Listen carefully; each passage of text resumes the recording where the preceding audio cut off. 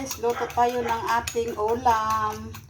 Ayan, isang itlog na nilagyan natin ng asin bitchin at saka kunting paminta at sabaw ng sardinas. Yan guys, ang ulam natin.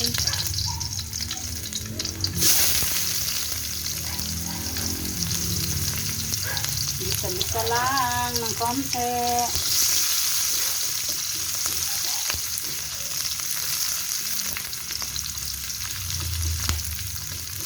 Ayan guys.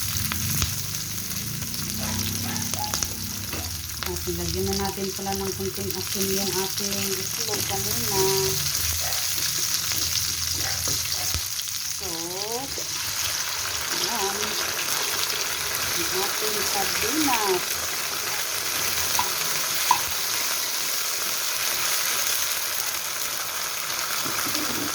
Simpleng ulam. Ulam ng pobre.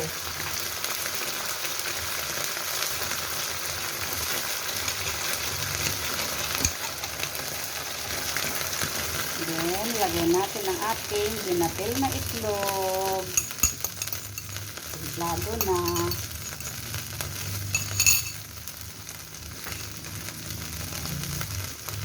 Ulam na yan daw.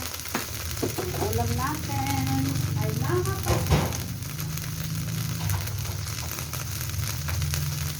Yan, sarap na yan.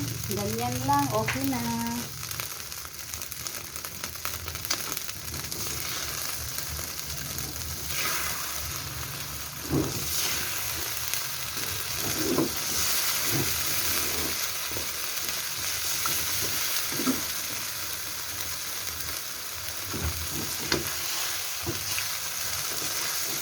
Yan, kailangan na masa-masa para sa mainit na kanin. Luto naman na yan guys. Ayan.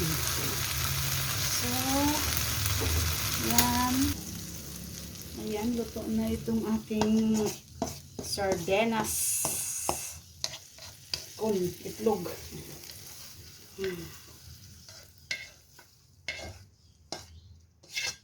Guys. So, let's eat. Yan na, ang ulam namin. Simple life. Na? Simple life. Yan ang ulam ng pobre.